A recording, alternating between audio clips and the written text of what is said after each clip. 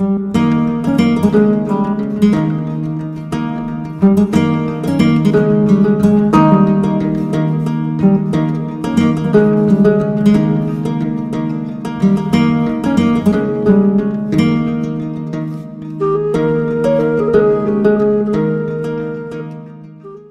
থেকে মামার ঘর যাবো, দেন তোমার সঙ্গে দেখা হচ্ছে।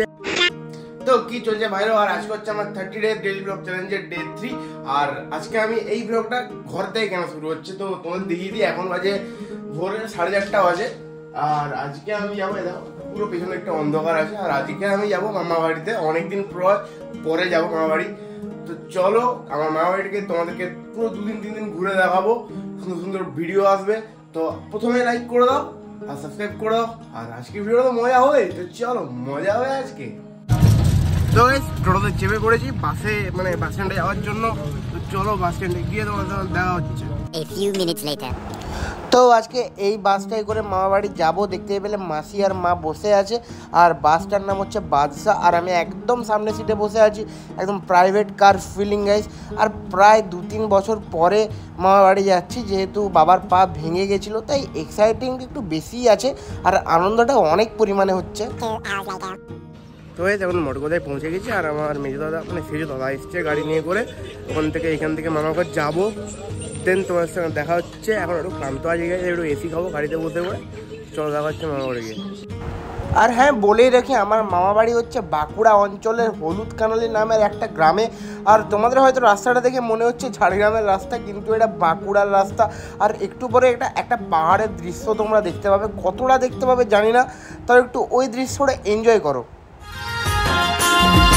পাহাড়ে জঙ্গলে ঘেরা, পাহাড়ে জঙ্গলে ঘেরা, কত নদী নালা, কত নদী নালা, বাঁকুড়া জেলায়, আমাদের বাঁকুড়া জেলায়, বাঁকুড়া।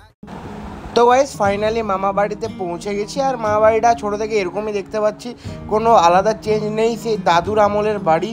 আর এক প্রকার এটা জমিদার বাড়ি ছিল একটা সময়, এখন এটার এরকম অবস্থা। তো হয়তো কিছুদিন পরে দাদারা ভেঙে করে নতুন বাড়ি করবে, কিন্তু এই বাড়িটা হচ্ছে নস্টালজিয়া গাইস। তো এখন আমরা 2-3 জন দাদাভাই মিলে ফ্যান কিনতে বেরিয়ে পড়ি, যেহেতু এখানে প্রচুর গরম পড়ে গেছে আর দুটো ফ্যান ছাড়া থাকা যাচ্ছে না। তো এখানে দাদারা ফ্যান চুজ করছে, কোনটা কিনবে কোনটা না, তো সেটা বুঝতে পারছে না। তো ফাইনালি এই ফ্যানটা চুজ করা হলো। আর এখন যাবো আমরা ধুলোটে নাচ গান করতে, তো সেখানে গিয়ে দেখা হচ্ছে। তো এই রিচুয়ালসটার নাম হচ্ছে ধুলাট উৎসব, যেটা হরিনাম সংকীর্তনের একদম শেষের দিনে হয়, নিয়মভঙ্গ যেটাকে বলে। এবার পুরো নিয়মটা আমি জানি না, এটা কেন নেচে নেচে পালন করা হয়।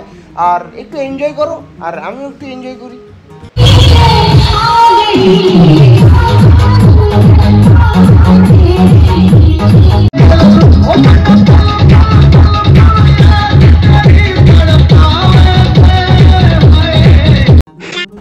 তো গাইস এটা হচ্ছে আমাদের হরিনাম সংকীর্তনের আরেকটা রিচুয়ালস। এই রিচুয়ালসটার নাম হচ্ছে নগর কীর্তন, যেখানে ঠাকুরকে কোলে করে বা কীর্তন গান করতে করতে পুরো গ্রামটা ঘোরানো হয়। সবাই একদম, মানে গ্রামের সবাই একজোট হয়ে কীর্তন করতে করতে, মানে একদম সুন্দরভাবে লাইন করে শৃঙ্খলা করে পুরো গ্রামটা ঘোরা হয়। আর এরপরে এর থেকে বেশি নিয়ম আমি জানি না, যতটুকু চোখে দেখি ততটুকুই তোমাদেরকে বললাম। আর এটা হচ্ছে সবশেষে ভাবলাম যদি সব কিছুই দেখাচ্ছি তখন একটু কীর্তনটাই বা কেন বাকি থাকবে। কীর্তনটা হচ্ছে মূলত এটাকে আটচালা বলে, মানে 8টা পিলারের মধ্যে এখানে চারদিকে গোল গোল করে ঘুরে হরিনাম সংকীর্তন গাওয়া হয় বা ঠাকুরের নাম গাওয়া হয়। এবার কেমন করে গাওয়া হয় তোমরা ভিডিওতে হালকা করে দেখে নাও, তোমাদেরও মন ভালো হয়ে যাবে গাইস।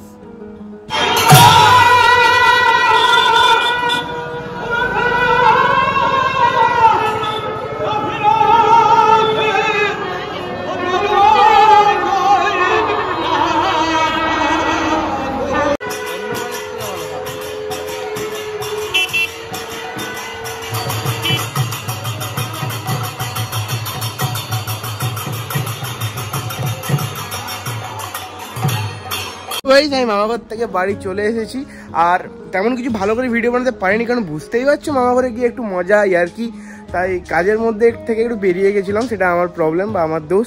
আর এই গরমে একটু ভিডিও বানাতে আমার প্রচুর প্রবলেম হচ্ছে, তোমরা বুঝতেই পারছো। 12টা বাজলেই এত রোদ হয়ে যাচ্ছে, ভিডিও বানানো যাচ্ছে না। তো আজকে অনেকদিন পর ভিডিও দিলাম, এবার থেকে আশা করি ভিডিও আসবে, আর দেখি কতদূর কী করতে পারি।